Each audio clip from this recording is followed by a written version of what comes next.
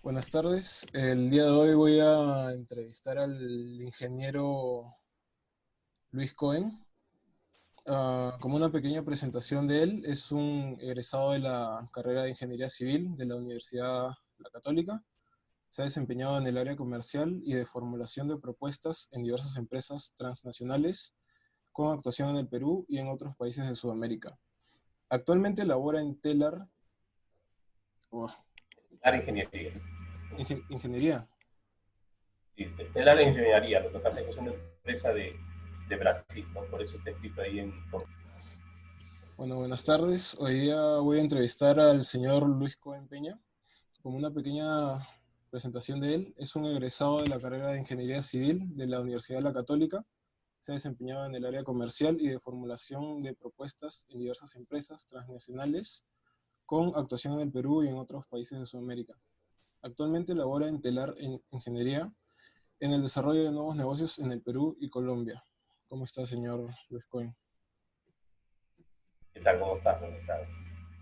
Bueno, previamente ya le hemos enviado las preguntas, así que bueno, comenzaré con ellas, ¿no? Ah, ¿Cómo se planifica una obra, para empezar? Bueno, es una pregunta bastante abierta, digamos. Depende mucho del tipo de obra, ¿no? En general, digamos, me gustaría dividir en dos grandes áreas el concepto de obra.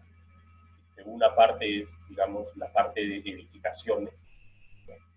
eh, digamos, si bien cada obra en particular siempre tiene sus, este, sus propios detalles, su propia forma de tratar, pero solo digamos, abrir en dos grandes bloques, ¿no? Entonces, por un lado, como te digo, las obras de edificaciones y por otro lado las obras de infraestructura, ¿no? Que Ok. son bastante diferentes, ¿no?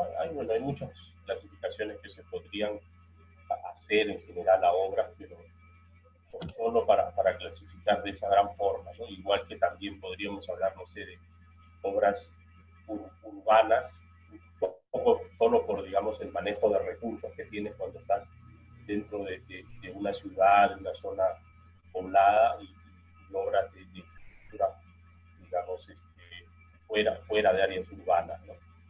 Entonces, pero bueno, en esta que yo te decía es básicamente edificaciones e infraestructura, ¿no? Entonces, bueno, mi actuación mayormente ha sido principalmente en área de infraestructura. He participado en algunas obras de edificaciones muy pocas, muy puntuales, ¿no? Entonces, preferiría enfocarnos un poco más a la parte de infraestructura, que es la parte que siempre he manejado más, ¿no? Muy bien. Entonces, dentro de esta área de infraestructura, dependiendo también dentro de esa misma área, el tipo de obra, también usualmente tienes un planeamiento diferente, ¿no? En términos generales, también cuando tienes una obra lineal, como una carretera, un gasoducto, este, o obras, digamos, en general de líneas de tuberías, ¿no? Para saneamiento, para gas, para oleoductos, lo que sea. El planeamiento siempre cuando la obra es lineal es un poco diferente que para otros tipos de obras más puntuales como hidroeléctricas, plantas de tratamiento de agua, desagüe, represas o cualquier otra obra que está mucho más localizada, incluso por el tipo de herramientas que usas. Por herramientas me refiero a software para el planeamiento. Entonces, cuando la obra es lineal, usualmente usas un software más específico, tipo el Timeline o algunas otras versiones, digamos, similares, ¿no? Que son básicamente tiempo-camino, o, otro software de planeamiento, ¿no? este, para otro tipo de obra. Entonces depende este, no te diría ni de la complejidad, porque a veces las obras pequeñas tienen complejidad tan grande como obras mucho más Claro, por los detalles. de envergadura, ¿no? Entonces, incluso a veces tú llegas a subdividir dentro de obras de envergadura la parte del planeamiento depende mucho, como te digo, del tipo de obra que vas a desarrollar, ¿no? Para determinar el tipo de planeamiento que puedes plantear o seguir, ¿no? Continuemos. ¿Qué proceso presenta más inconvenientes y retrasos? Opción A, el desarrollo del proyecto. Opción B, la ejecución de la obra. En este sentido, pienso que siempre la ejecución de obra tiene mucho mayor complejidad que el proyecto, porque en el proyecto tú puedes, digamos, asumir alguna información en la parte de planteamiento de las soluciones que va, o del desarrollo de la ingeniería que estás haciendo, y evitan que ese proyecto se entrampe. También tiene sus complejidades, por supuesto, pero siempre es más complejo ya la etapa de ejecución de obra, ¿no? Claro. Bueno, continuamos. ¿Cómo es el proceso de ejecución de obra? Bueno, ahí dentro de lo que te estaba comentando, depende mucho del tipo de obra que tengas, ¿no? Entonces, tú vas a hacer un planeamiento según digamos, el tipo de recursos que vas a tener, o incluso eh, el tipo de obra que tienes. Entonces, de acuerdo a eso, vas a desarrollar un planeamiento más apropiado para tu obra, ¿no?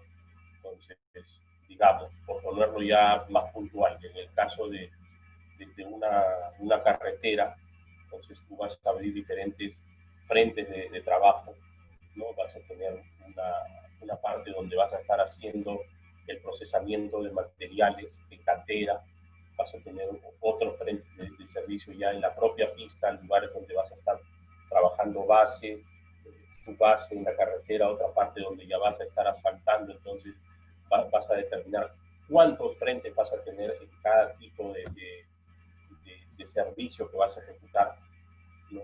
Eso está amarrado mucho al tiempo que tienes para entregar al cliente.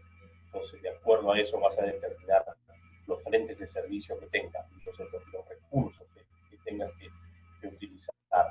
Entonces, Y cuanto digamos, más... en algunos casos incluso, si tú tienes un tiempo muy ajustado de obra, vas a determinar si vas a tener que hacer trabajos nocturnos, por decirlo de alguna forma, ¿no?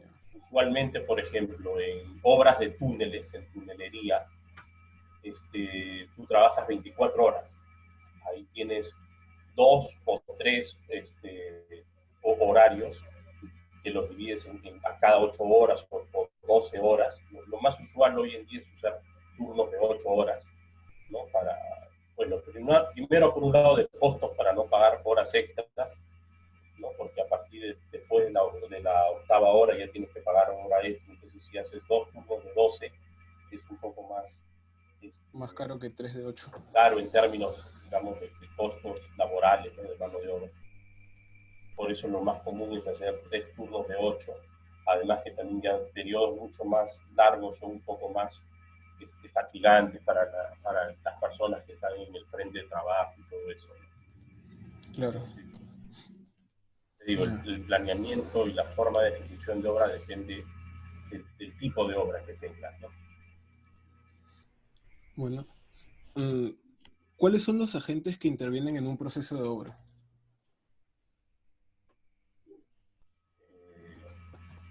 Bueno, como agentes tal vez podríamos hablar de, primero, recursos. El primer y más importante de recursos es las personas, la mano de obra. Entonces, dependiendo del tipo de obra, tú consigues los profesionales que requieres. No me refiero a profesionales exclusivamente a ingenieros y esto, sino a todo un equipo de personas, ¿no? Desde la propia gente, digamos, de staff que va a manejar el proyecto, en la parte de producción, en la parte comercial, en la parte administrativa, porque depende mucho también de una buena gestión de los recursos para la obra, de la logística que tengas, que no te falten materiales en obra, que esté todo en tiempo, ¿no? Que tengas todo en almacén en el momento oportuno, ¿no? Porque tampoco puedes estoquearte, ¿no? Por cuestión de espacio, de costos, de todo el material para la obra desde un inicio, sino tienen que ir llegando los materiales conforme tú los vas necesitando en los diferentes frentes de servicio.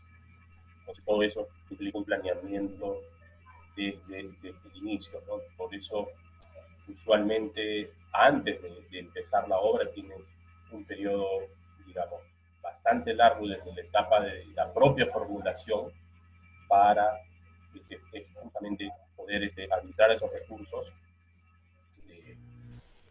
personas que vas a tener, eh, materiales y sobre todo equipos, ¿no? Porque el equipo en obra es una cuestión que te va a determinar mucho el costo, ¿no? Una hora máquina de equipo, dependiendo de los tipos de equipos, puede significar, ¿no? Un costo demasiado elevado si es que no tienes una planificación adecuada, ¿no? Claro, la cosa es no estoquearse demasiado con los materiales ni tampoco que le falten, ¿no? Es tener la cantidad óptima siempre.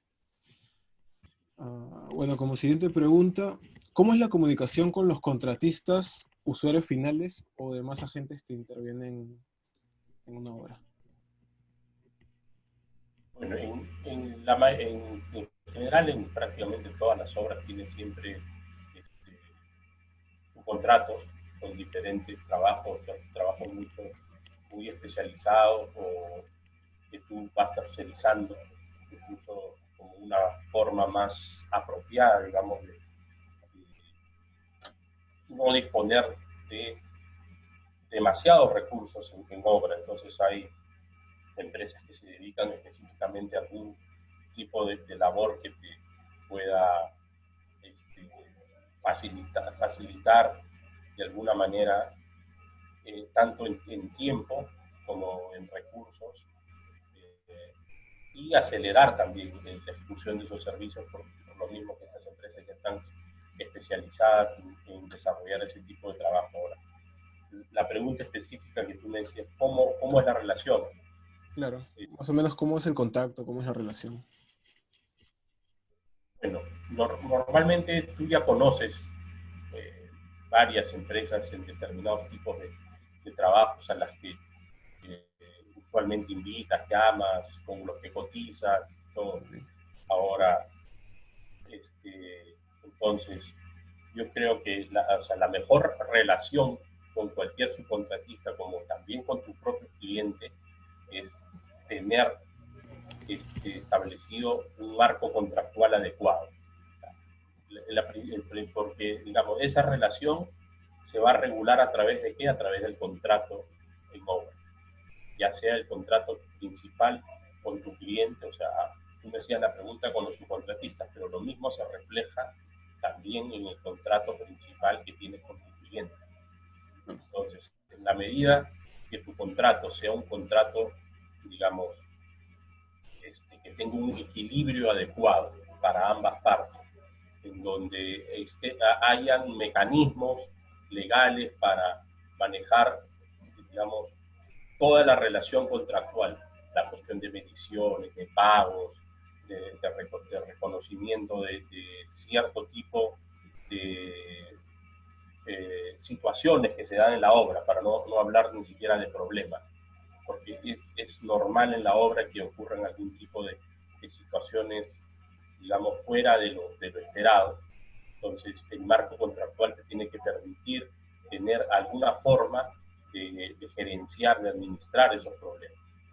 Entonces, en la medida en que tú tengas un marco contractual adecuado, entonces esa relación va a fluir con mayor, digamos, celeridad para la obra y, digamos, un win-to-win para ambas partes. Entonces, en la medida que el contrato es bueno para ambos, entonces, en cualquier situación tú buscas la mejor salida. para acelerar el trabajo, para salir de eso, para reconocer cualquier situación no deseada que se pueda haber presentado y seguir adelante y, digamos, de alguna manera hacer con que la obra se concluya en el menor tiempo, ¿no? Que al final es lo mejor para todos, ¿no? En la medida que la obra fluye y se puede concluir, terminar dentro de plazos, digamos, esperados, es lo mejor, tanto para el cliente, lógicamente, que espera tener su obra concluida, para ti, contratista principal, como también para tus subcontratistas en su parte específica de trabajo. Entonces, en un caso puntual, ¿no? Nosotros cuando trabajábamos en alguna de las empresas de aquí Estado ya teníamos contratos típicos establecidos para determinados tipos de subcontratistas con los que trabajábamos, y entonces eso ya nos permitía tener un marco, y lo mismo con nuestro cliente teníamos que hacer. Bueno, en la mayoría de contratos en los que estoy pensando, por lo menos, son obras de infraestructura con cliente público, en donde ya prácticamente el contrato es un contrato por adherencia, en donde tú aceptas esas condiciones. Entonces tienes que tener una administración contractual muy detallada para dar seguimiento a tu contrato y poder también, digamos, tener todos los reconocimientos necesarios que tú esperas, sobre todo, como te digo, por situaciones que escapan a lo normal en la obra o lo esperado, ¿no? Porque en la medida que el contrato corre dentro de lo esperado, todo va bien. El tema es justamente cuando hay esas situaciones que normalmente se dan en la obra.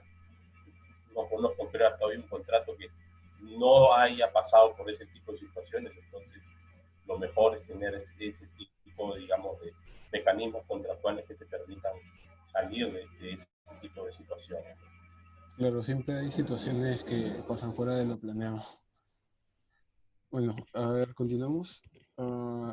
¿Cuáles son los principales desafíos que se presentan en todo el proceso para culminar una obra o un proyecto? Los principales desafíos, perdón. Para culminar estas obras.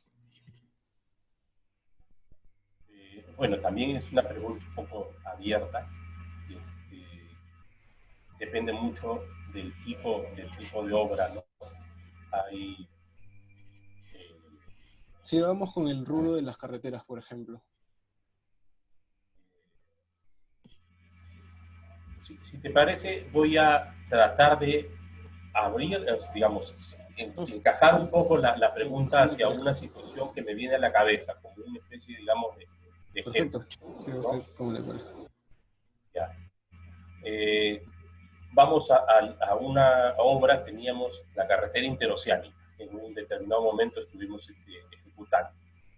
Entonces, teníamos un gran desafío, un gran problema, particularmente, que era el tema de expropiaciones.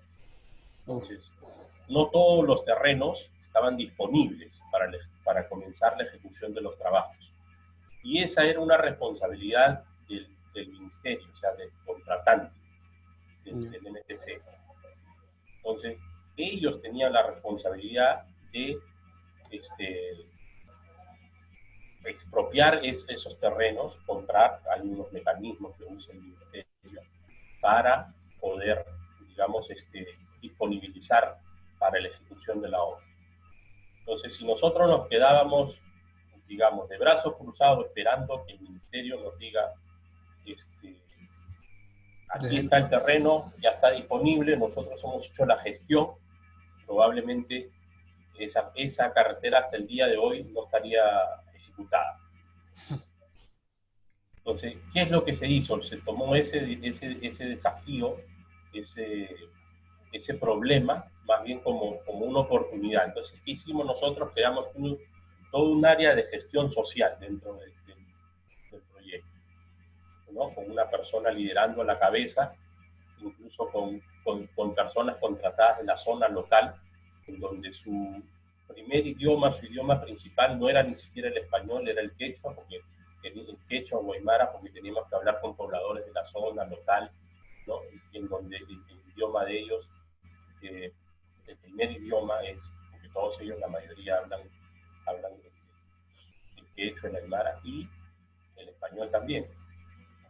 Entonces, pero cuando va una persona de su mismo, digamos, de su mismo idioma, de la misma zona, digamos, el flujo de comunicación es mucho mejor. Y bueno, ¿qué es lo que hicimos? Llegamos hasta ellos, nos apoyamos bastante, digamos, en el área legal, ¿no? El área con abogados nuestros, con estudios de abogados de terceros, y hicimos lo que se llamaba una cesión de derechos. Entonces, ¿qué es lo que hicimos? Negociamos con cada una de esas personas, les pagamos un justiprecio por esos terrenos, además, digamos, de alguna manera los convencimos.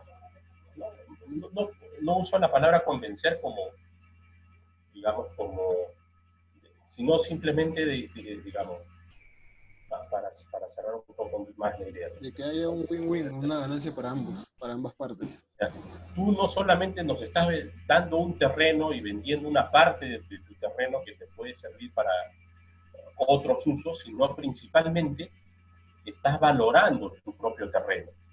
Porque una cosa es el valor que tiene un terreno cuando pasa por el lado un pequeño sendero, una carretera afirmada, y otra cosa es cuando al lado de tu terreno tienes una salida hacia una vía asfaltada que te va a dar una comunicación en mucho menor tiempo, con mucha mayor calidad, para poder sacar tus productos. Entonces, si tú siembras papas y vas a tener la carretera asfaltada de lado, esos productos van a poder salir con mucho mayor facilidad hacia los centros de consumo, hacia las ciudades. Entonces, eso valora tu terreno. Entonces, ellos también, digamos, de esa forma, veían ese concepto que tal vez antes no lo tenían muy claro y se quedaban mucho más propicios, cortaban un poco el concepto que tenían en la cabeza de no vender o de no deshacerse de una parte de terreno que había que por años de años y de generación en generación de la misma familia que pasó de unos a otros, no sé qué. Entonces ya se abren con mayor facilidad a poder ceder ese terreno, ¿no? Porque se dan cuenta que realmente lo están valorando lo demás, ¿no?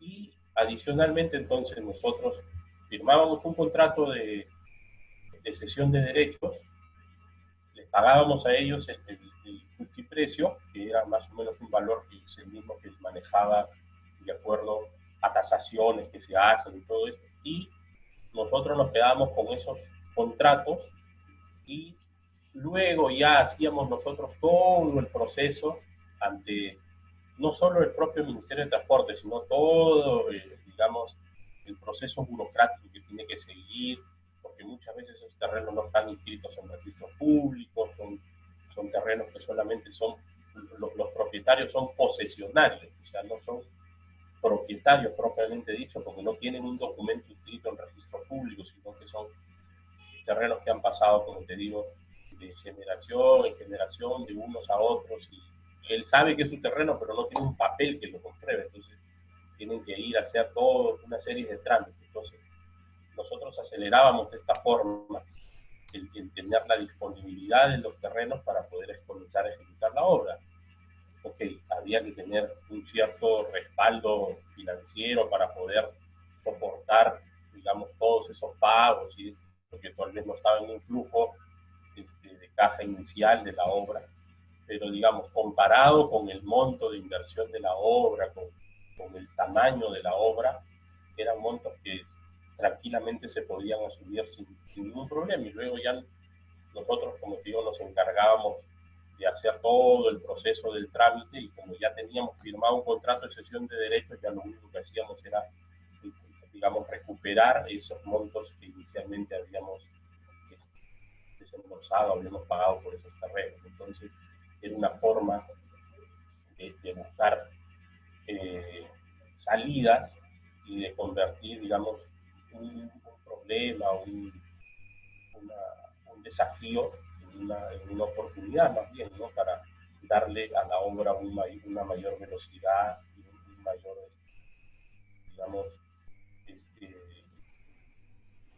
inicio de forma mucho más corrida y sin problemas posteriores, y además, digamos, ganando la confianza y la,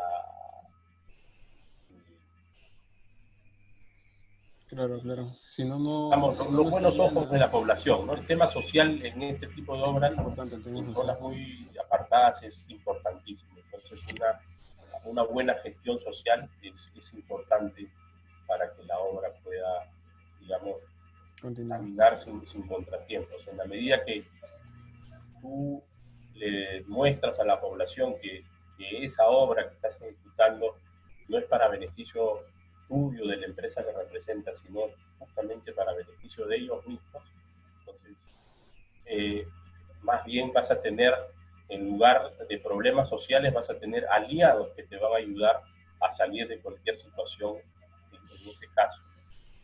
En esta misma obra, yo te digo, teníamos personas que veían esta parte social, o el propio gerente de obra que estaba ahí, que fueron nombrados por los propios ronderos de la zona, o sea que la autoridad en esas zonas, en Puno, en zonas muy adentro, en zonas altoandinas, son prácticamente la principal autoridad, porque hay mucha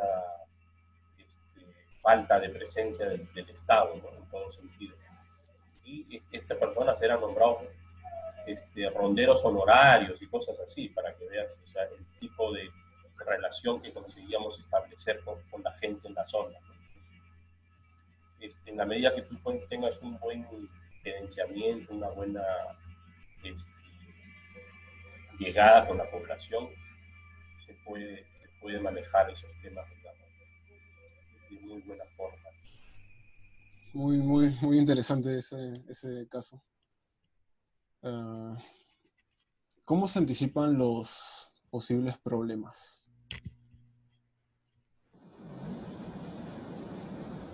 En la medida que tú tengas un planeamiento lo más estructurado posible, no sé si vas a conseguir, bueno, en algunos casos sí, ¿no? Anticipar problemas, pero sí vas a poder definitivamente eh, poder gerenciarlos adecuadamente una vez que se puedan haber presentado, ¿no? Entonces, cuando tú tienes mecanismos de gestión interna, de gestión de procesos, entonces primero, esas situaciones probablemente se van a presentar con mucho menos frecuencia.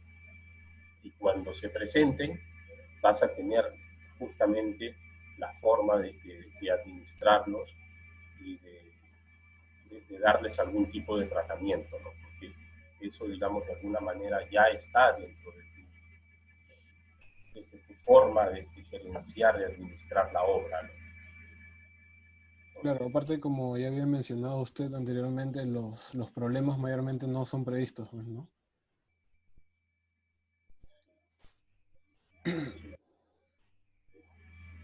Bueno, problemas vas a tener. No hay obra que no tenga problemas. Siempre los vas a tener. El tema principal, yo creo, no es, digamos, cómo se van a presentar, cuándo se van a presentar, sino que tú ya tengas una estructura, una forma, un proceso para administrar, para llevarlos adelante, para salir de ellos o para avanzar con ellos, ¿no? ok. Ahora, eso depende mucho también en determinadas situaciones del cliente, ¿no? También, porque tú no puedes en determinadas situaciones administrar algunas cosas que sin la aprobación del cliente, ¿no? Entonces, eh, De hecho, ahora en este caso yo te abro en otros dos grandes sectores, ¿no? Este tema es el sector público y el sector privado. Entonces, cuando tú tienes una obra privada, ese tipo de gerenciamiento muchas veces es más rápido, es mucho más, digamos, sobre la marcha. porque con un cliente privado tú tienes una posibilidad de negociar mucho más rápida, más expeditiva. Entonces, ejemplo, estás con un trabajo en una minera, entonces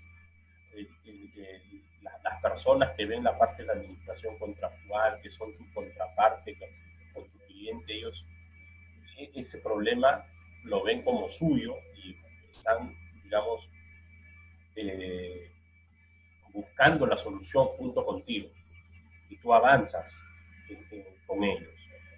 Entonces, y esto lo hago extensivo, por ejemplo, en el caso de las obras de los Panamericanos, ¿no? Que se hicieron ahora poco para los Panamericanos de 2019. Entonces, el modelo de contrato fue un modelo de contrato que trajeron en un convenio que se hizo una alianza de gobierno a gobierno con el Reino Unido, que ahora se está replicando para algunas otras cosas en la reconstrucción con cambios del norte, ¿no? Y ese tipo de contrato era un contrato más o menos, digamos, más parecido con la forma como tú manejas estos problemas con tus clientes privados. Por eso es que eran muy expeditivos. Y tenía que ser así porque realmente, o sea, tú ahí no podías generar extensión de plazo, no podías generar mayor tiempo para la ejecución de las obras, ¿no? Porque sí o sí, los panamericanos tenían una fecha y tenían que empezar allí. Entonces había que buscar con una dinámica, con el, ya digamos, que se prevía en el contrato, ¿no? En ese modelo de contrato, que son unos contratos NEC. Entonces, había la solución, había la forma de manejar esas soluciones y eran mucho más expeditivas. Entonces, ahí tú tienes una forma de buscar la salida en conjunto con tu contraparte, con tu cliente. Entonces, es una cosa mucho más llevadera, ¿verdad? Pero en el contrato de obra pública, vamos a decir así, convencional, con el modelo de contrato que tienes hoy día, para todo contrato de obra pública, ¿no? Que está colgado ahí en el site de OCE, ¿no? Ese mecanismo de contratación vía se hace y todo eso. El funcionario de el funcionario público de la entidad con la que tú estás contratando, él muchas veces no está pensando en la salida para que cuál es la mejor solución. Él simplemente está pensando, yo no puedo firmar un documento que después me complique a mí como persona, no como la entidad, no como el Estado, no está pensando en el costo de la obra, en el tiempo de ejecución, sino que mañana más adelante la Contraloría le va a abrir un proceso de investigación a él, en donde él va a tener que responder por qué tomó tal o cual decisión y él va a tener que contratar a sus propios abogados y no sé qué para poder dar seguimiento a todo ese proceso. Entonces, tú te encuentras con con una contraparte en tu contrato en donde él no está preocupado por la mejor salida, la salida más rápida, la salida más barata, la salida no. Él solamente está preocupado en que no vaya a meterse en un problema con la Contraloría. Entonces ahí no puedes resolver nada. ¿Y cuál es la mejor solución para ellos? Yo no firmo nada, no sé nada, 2 más 2, no sé contra 2, lo que diga el Estado. Y te vas a procesos que después derivan en, en arbitrajes, porque el funcionario no quiere firmar 2 más 2 igual 4, porque sabe que si firma 2 más 2 igual 4, probablemente la Contraloría le va a abrir un proceso y le va a decir, oye, pero ¿por qué no le dijiste que 2 más 2 era 3? Si así ganábamos tiempo, perdías esto, hacías el otro.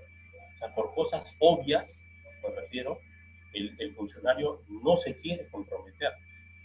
Ese es un gran problema y es, digamos, de alguna manera, un problema que está en toda la contratación pública. Por eso tenemos estos acuerdos hoy día de gobierno a gobierno con Corea, con Reino Unido, con Francia, ¿no? Porque nuestro sistema de contratación pública prácticamente está está colapsado. Es una cosa así absurda, es un tema así complicadísimo, ¿no? ¿En qué sentido? O sea, por un lado hay, digamos, el concepto, no, todo funcionario público, esto tiene que estar verificado para que no vaya a estar metiendo la mano, esto, lo otro. Y por otro lado, o sea, no le das la capacidad de tomar decisiones, de hacer lo correcto, de hacer lo que está bien. Entonces, él prefiere quedarse en un sitio en donde no se complica. Entonces, no te permite avanzar en las obras. Siempre hay una que otra traba con el Estado. O sea, contratar con el Estado es complicadísimo, por eso hoy en día, ¿no? Sí, siempre ha sido, pero digamos, en lugar de haber ido avanzando en la búsqueda de mecanismos, de situaciones eh, para mejorar eso, lo que estamos más bien yendo en sentido inverso, en sentido contrario, y cada vez es más complicado. Y por eso, lamentablemente, se llega a estas situaciones. O sea, tenemos que buscar mecanismos diferentes para poder contratar, porque el marco legal hoy en día no es apropiado, ¿no? Es muy demorado, que genera muchos retrasos en obras o situaciones, como te digo, que simplemente no se van a resolver y van a tener que llegar a arbitraje. Entonces, tú sabes que cuando vas a obras públicas, gran parte de tu resultado, o incluso a veces no solamente de tu resultado, me refiero en el sentido de tu utilidad, sino de parte del gasto que tú has hecho en la obra, porque muchas veces el adelanto, las valorizaciones no te llegan a cubrir con todo, estás en un momento con un flujo de caja negativo en tu obra, vas a tener que esperar hasta llegar a un arbitraje que te va a demorar 1 o 2 años para recién poder recibir este, parte de las obras que ya has ejecutado. Eso se queda absurdo, ¿no? Wow. Por eso Sí, hay bueno, muchas sería empresas. un tema aparte hablar ya de las obras públicas. Bueno, para continuar con la serie de preguntas, ¿qué tan concurrentes son los retrasos en las obras?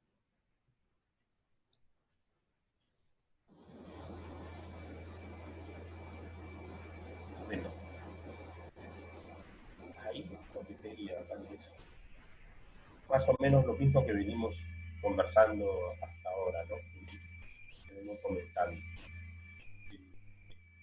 El retraso es la consecuencia, digamos, de alguna actividad no planeada, no esperada o alguna situación no prevista. En la medida que tú puedas tener una forma de gerenciar eso, es cuando tú vas a poder, digamos, de alguna manera contrarrestar ese tipo de situaciones. Entonces, si tú tienes un mecanismo adecuado para administrarlo, vas a poder, este, digamos, salir de esa situación, incluso si es posible, mantener el plazo original o, en el peor de los casos, extender el plazo de ejecución, pero una extensión de plazo, digamos, consensuada con tu cliente. Entonces, la obra está, digamos, generando una ampliación de plazo, pero no porque tenga digamos, un retraso, un atraso que ya, entonces, se pudo haber administrado, se pudo haber cambiado, sino porque realmente hay una situación que, digamos, te impide realmente eh, manejarte dentro del plazo original considerado. Entonces, ahí, digamos, consideremos, estoy extendiendo el plazo, pero no es que eso sea un atraso, sino es porque realmente ya hay una situación que, por decir alguna cosa, para poner un ejemplo, ¿no? Encontré un suelo de muy baja calidad, entonces yo tengo que reemplazar ese suelo, usar algún tipo de tecnología o alguna aplicación diferente, pero que no estaba originalmente considerada. Entonces, eso me va a generar un tiempo adicional para hacer una tarea que no estaba originalmente considerada. Entonces, ok, estoy dando una extensión de plazo, pero porque realmente la condición que tengo ya no me lo permite. O sea, no me permite manejarme en el plazo original. Ahora, un atraso sí es, por ejemplo, no, yo no puedo continuar a elaborar la obra porque no tengo el suministro adecuado de los materiales que necesitaba en la obra. Entonces, eso sí yo lo he debido gestionar. Ahí sí estamos hablando, digamos, de un retraso, de un problema de gestión, ¿no? Algo que el material X, por alguna razón, no se estuvo produciendo en la planta del fabricante y no sé qué.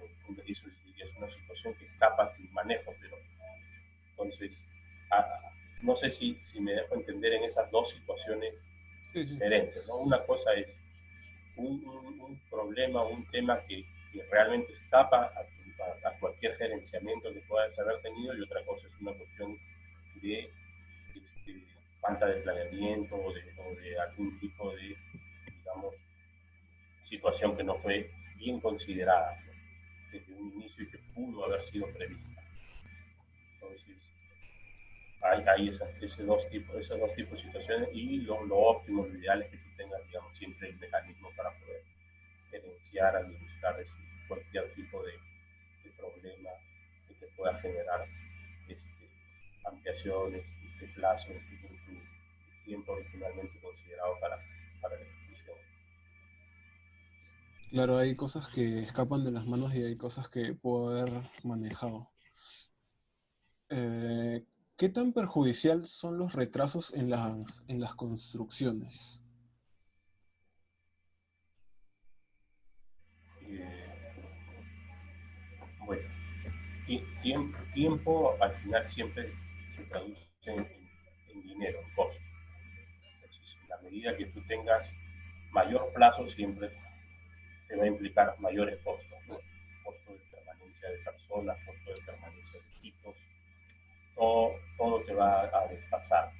Entonces, es un impacto muy, muy grande, y vas a tener que ver la forma de tener un reconocimiento.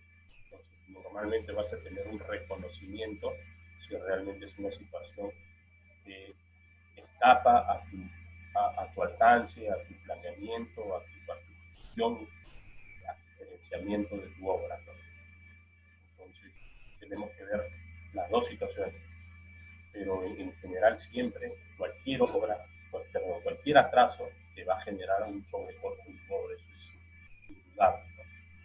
Un día más de tener todo un equipo de personas, todo un parque de maquinarias que genera costos, que tiene que ver la forma de que sea reconocido, o de tratar, digamos, por lo menos de minimizarlo en caso de que sea directamente por una cuestión que este, cabe dentro de tu responsabilidad. Bueno, sobre el problema mencionado, ¿este afecta la calidad del proyecto de construcción?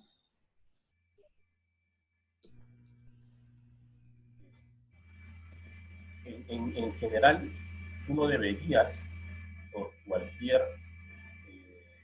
situación que se pueda presentar en tu obra, dejar que esto impacte en la calidad de tu trabajo, de tu servicio. Y justamente, si esos problemas están o pueden afectar la calidad de tus servicios, tienes que ver la forma de administrarlos, la forma de que eso no ocurra, ¿no? Claro. La calidad no puede ser, digamos, este, no puede ser de ninguna manera puesta en una cuestión, digamos, voy a sacrificar calidad por tiempo o voy a sacrificar calidad por esto otro. O sea, hay dos cosas que tú, en tu obra, de alguna forma, es un concepto que es muy importante, ¿no? no puedes abrir mano de ninguna manera. Es seguridad y calidad. Entonces, tú en general en tu obra tienes que tratar de ejecutar la obra en el menor plazo, garantizando siempre la calidad de tus servicios y la seguridad de las personas que trabajan o que están, digamos, de alguna manera envueltos dentro de tu obra, ¿no? Son dos temas en los que nunca deberías, por lo menos, de abrir mano, de dar espacio para que eso ocurra. Claro, siempre garantizando la seguridad sobre todo. Bueno, en su experiencia, ¿qué factores suelen influir en los retrasos en las construcciones? Factores, digamos. Eh, bueno, hay factores impredecibles de terceros que a veces son generalmente que tú no puedes de alguna manera administrar, ¿no? Esos son los más complicados, ¿no? Digamos, uno puede saber que un determinado proveedor, vamos a decir así, tu proveedor de fierro, de cemento, no te va a poder atender y va a poder, este, te va a dejar sin algún tipo de insumo por un determinado periodo. Pero sin embargo tienes que tener alguna forma de tener paliativos con, no sé, otros proveedores, con lo que fuere, ¿no? Yo conozco o recuerdo casos en que, por ejemplo, teníamos un determinado proveedor identificado con el que ya habíamos negociado un determinado precio, habíamos negociado todo un cronograma de entregas y finalmente el proveedor nos falló porque nos dijo no puedo respetar este cronograma de entregas, te voy a demorar. Lo que hicimos es, bueno, salimos al mercado, buscamos otros dos proveedores, tuvimos que cambiar, bueno, el marco contractual no lo permitía porque ellos justamente no estaban cumpliendo con lo que tenían el compromiso y tuvimos que salir al mercado, buscar otros proveedores, incluso pagar más de lo que teníamos inicialmente considerado y garantizar que esos materiales estén en la obra en el tiempo que requería. Entonces, ahí es justamente una forma como que puedes administrar algún tipo de demora, de problema, ¿no? Pero problemas los hay de todo tipo, ¿no? O sea, cada obra es una obra, cada problema es un problema. Yo te diría que, o sea, si nos juntábamos 10, 20 personas que cada uno se ha dedicado a hacer los mismos tipos de obras, cada uno podría contar un caso diferente que no le ocurrió a ninguno de los otros. Porque problemas es lo que nunca va a faltar en las obras, en la construcción. Pero, una vez más, lo que tienes que tener son justamente mecanismos para poder dar las soluciones, para salir de esos problemas y tratar de mantener siempre tus plazos con calidad, con seguridad. La obra. Sí, claro, sí, los problemas siempre van a existir. ¿Cuál es hablando de problemas, cuál es el proceso, cuál proceso es el que le causa más problemas? No, discúlpeme. ¿Cuál proceso es el que más problemas representa en el retraso en construcción?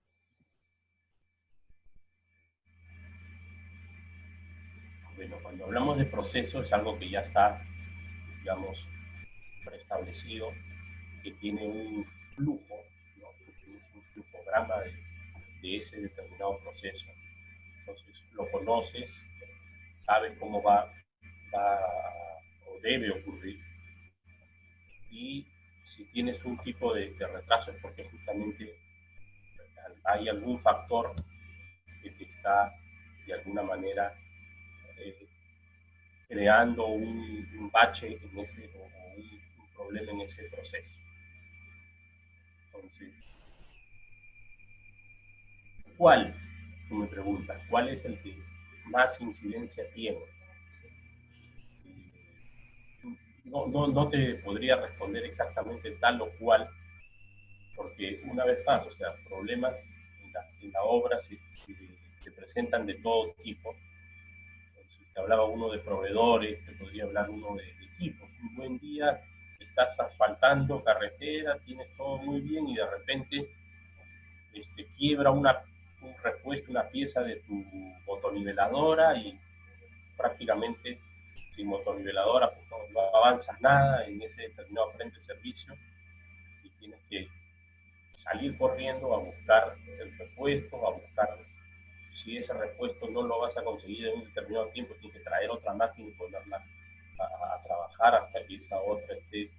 Entonces, si eventualmente ese trabajo que está desarrollando ese equipo lo puedes hacer porque con mayor costo, generalmente tú usas un tipo de equipo porque es el equipo que te da la mayor productividad para ese tipo de servicio, pero a veces tú puedes hacer ese servicio con otro equipo, solamente que va en desmedro primero de productividad. Bueno, productividad es muy amplio, entonces va a ser mayor costo, va a ser menor volumen de servicios ejecutados, eso te va a generar, pero por lo menos no te quedas parado.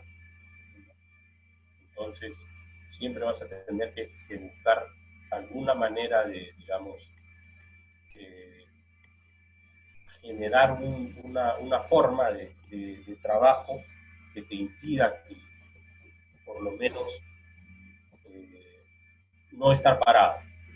Entonces, si bien no voy a mantener la producción que yo espero, no voy a tener el ritmo de avance que tengo, pero al menos voy, digamos, avanzando con algo.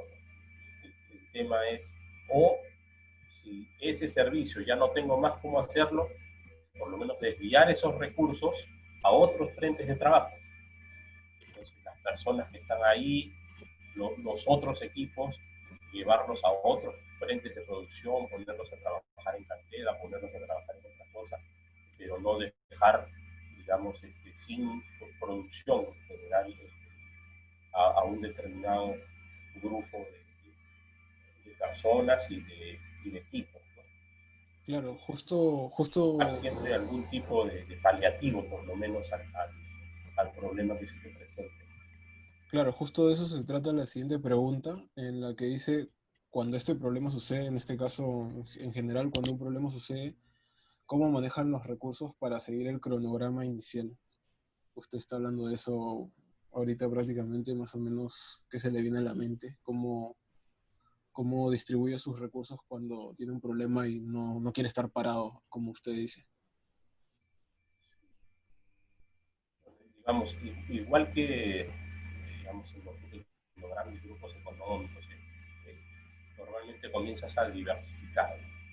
Entonces, tienen un tipo de negocio por un lado, o se meten a otro tipo de negocio, porque a veces las cuestiones son cíclicas, ¿no? Vienen tiempos buenos para una cosa, tiempos malos para otra, entonces en la medida que tú diversificas, puedes asegurarte que en determinado momento un negocio está mejor que el otro y siempre vas a tener por lo menos garantizado un flujo de ingresos que te permita sobrevivir, subsistir en el tiempo.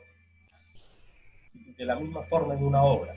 Entonces, en la medida que tú tengas, digamos, mayor cantidad de frentes de servicio abiertos, ¿no? Para trabajos, entonces cuando ocurra un tipo de problema en un determinado frente, tú vas a poder desviar recursos de ese frente que por X motivos no puede trabajar, no puede producir en un determinado momento, por un determinado periodo, y llevarlo hacia otros frentes de trabajo, ¿no? De tal manera que por lo menos puedas ir avanzando, ir, digamos, de alguna manera, manteniendo una determinada producción que te permita no estar parado, ¿no?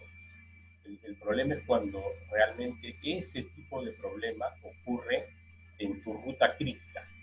O sea, tú en tu planeamiento, cuando haces un planeamiento tienes una línea de tiempo, ¿no? La ruta crítica es aquella, digamos, en la que si ocurre un problema en esa, definitivamente te va a parar o te va a demorar, o te va a hacer que extiendas tu plazo total.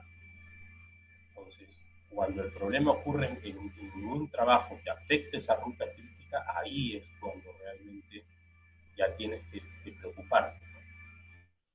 Hay muchos servicios paralelos, ok, si hoy día no produzco, lo desfaso para allá, pero no me afecta a mi ruta crítica.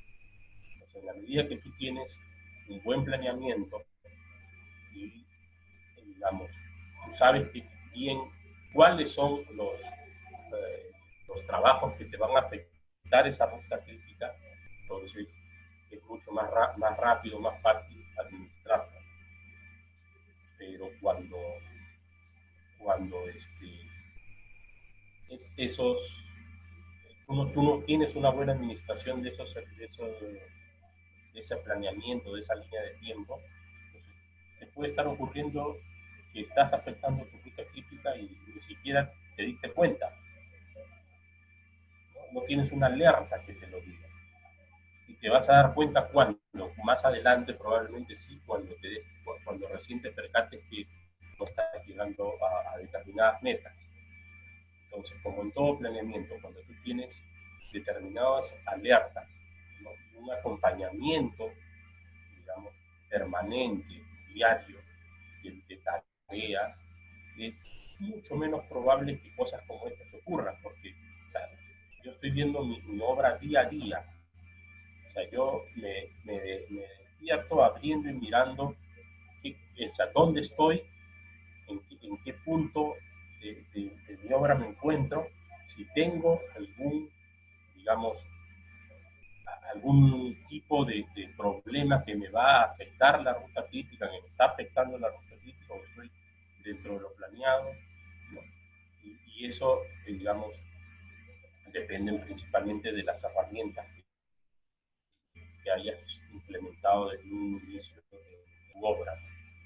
Y eso ya es, vamos a decir así, mucho una cuestión de cultura a veces, me refiero de cultura empresarial, ¿no? Hay determinadas empresas que ya tienen mecanismos, tienen software, tienen una serie de facilidades que te dan para poder administrar tu obra. Sin decir particularmente el nombre, pero por ejemplo yo he estado en algunas empresas que ya en su cultura organizacional está a trabajar con determinadas herramientas de planeamiento informáticas que están online y las puede ver cualquier persona que tiene el acceso a esas herramientas. Entonces, si yo soy el gerente de la obra y no necesito llamar o preguntar a mi gerente de planeamiento, a la persona responsable de la producción para saber qué cosa está ocurriendo en tal o cual frente. O sea, yo tengo en el computador, en esas herramientas informáticas, todo lo necesario para verlo. Y así como yo lo puedo ver, lo puede ver mi superintendente de obra y mi director en otra escala mucho más alta, abriendo el mismo software, porque todo el mundo en la empresa maneja esos programas, esas herramientas. ¿Sí? Es como te digo, y es una cuestión de una cultura organizacional en donde todo lo hace así. O sea, no lo hago yo como la persona responsable o el otro ingeniero porque se le ocurrió, porque es mucho más organizado que yo, que el otro, porque, digamos, hay toda una cultura organizacional para trabajar bajo esos conceptos, con esas herramientas, de esa forma. Entonces yo sé que todos los días al final del servicio, ¿no? cuando vengo a campo, qué cosa es lo que tengo que ingresar en el computador, poner de datos, poner de esto, qué avancé, qué hice, qué no hice, qué me faltó, qué está acá, qué está allá. Entro aquí y ya sé qué stock tengo de tal o cual material en el almacén, cuándo debe estar llegando tal o cual otro. Si no llegó, le voy y le pregunto a mi jefe responsable de logística, qué está pasando con esto, qué pasó con el otro. Entonces, ya es una cuestión del día a día, no, no es, son alertas que te van a saltar en el momento. Entonces, si ya todos estamos con esa cultura dentro de la obra, así, ya pasa a ser solamente una cuestión de día a día, de una cuestión que la vas mirando permanentemente, porque todos están enfocados con eso y ya está en la cabeza de todo el mundo, digamos, trabajar de esa forma. Sí, claro. Muy interesante. Como última pregunta, si podría, esto ya más para usted, si podría mejorar algún aspecto para para la aceleración de la ejecución de obras, ¿cuál sería? Mejorar algún aspecto. Este, esto que acabamos de comentar, en la medida que nuestra obra tenga no solamente las herramientas, porque digamos, las herramientas existen ya sea porque ya es una cuestión de la cultura de la empresa, como te decía, o están disponibles en el mercado, que puedes salir y comprar un paquete X, programa, no sé, tal, para no decir nombres de un software en particular, que lo puedas poner y implementar en tu obra. Pero, o sea, el tema de un software o de un mecanismo cualquiera, por más sofisticado, complejo y bueno que sea, no va a funcionar si todas las personas involucradas en la obra, responsables de la obra, no tienen esa cultura, esa, digamos, sana costumbre de todos los días trabajar bajo esa, eh, bajo ese mecanismo, bajo ese concepto. Porque yo he visto, por ejemplo, te doy con ejemplo, ¿no? O en este caso un ejemplo no muy bueno, digamos,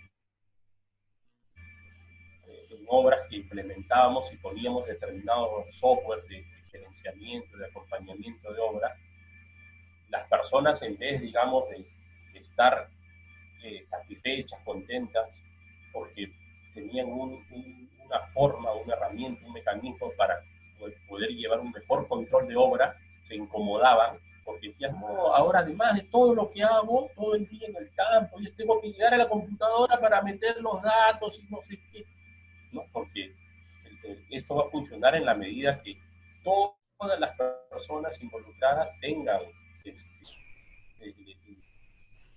digamos, el concepto de que no es un tema para estarlos chequeando, para estarlos... No, es un mecanismo que me va a ayudar a mí, no me refiero a mí como persona, sino a cada uno de las personas involucradas dentro, a poder, digamos, gerenciar y tener en el momento, en la pantalla, el acompañamiento de su trabajo, de su responsabilidad, de su parte del servicio, porque una obra pues, es un gran equipo, ¿no? Entonces, pues, sí dice que siempre los paralelos con fútbol son muy buenos, ¿no? Entonces, tienes un equipo espectacular, con 11 jugadores muy buenos en cada uno, pero el día que uno o dos de ellos no están en su nivel, por X y Z razón, no importa, el equipo no rinde como debería rendir. Lo mismo en la obra. Entonces, si hay una serie de personas involucradas, ¿no? Como que gente responsable de la producción, de la productividad, del planeamiento, ¿no? de la propia área, de cada frente de servicios, diferentes frentes, de la parte administrativa, la persona de recursos humanos que tiene que ver con que todas las personas dentro de la obra estén, digamos, satisfechas con su, ¿no? Y atendidos en sus necesidades, ¿no? Porque esa es la función de las personas de recursos humanos. Entonces, todos somos un equipo. La persona de administración, de logística, del almacén, todos la medida que todo el mundo está, digamos, comprometido y sabe que esa parte del trabajo es necesaria tanto como la desde el propio jefe de obra hasta el último hombre de la obra, entonces todo va a caminar mucho mejor. Y eso a veces es lo difícil, ¿no? O sea, transmitir y poder saber que todas las personas están con ese mismo feeling, con ese mismo sentimiento y comprometidos con la obra. Entonces,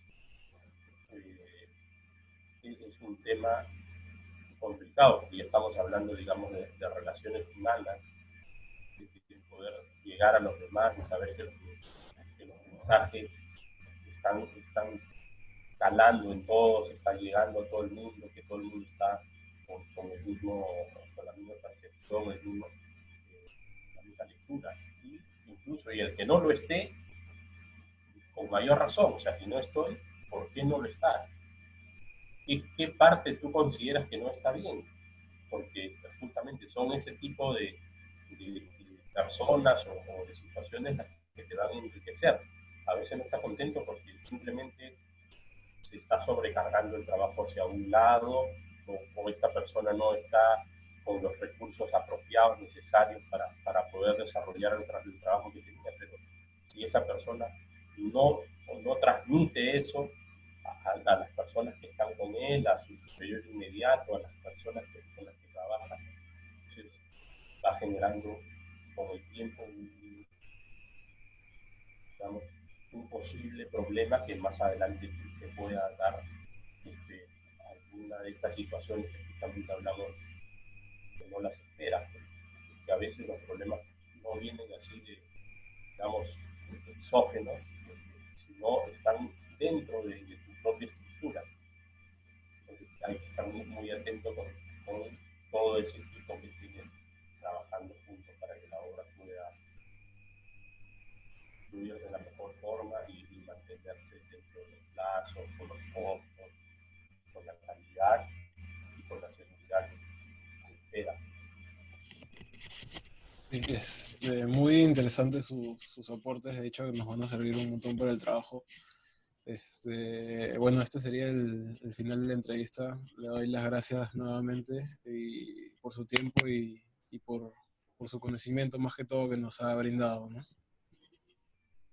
No, más bien, gracias a ti, disculpa si en algún momento he sido muy genérico o muy particular con algún punto, pero por lo menos ahí tratando de responder de la mejor forma. No, sí, se pasó con sus ejemplos, sirvieron de mucho. Los ejemplos usted sabe que son siempre de mucha ayuda. Y con su experiencia, obviamente, esos ejemplos nos iluminan prácticamente, ¿no? Gracias. Bueno, que estés bien, un abrazo. Chao.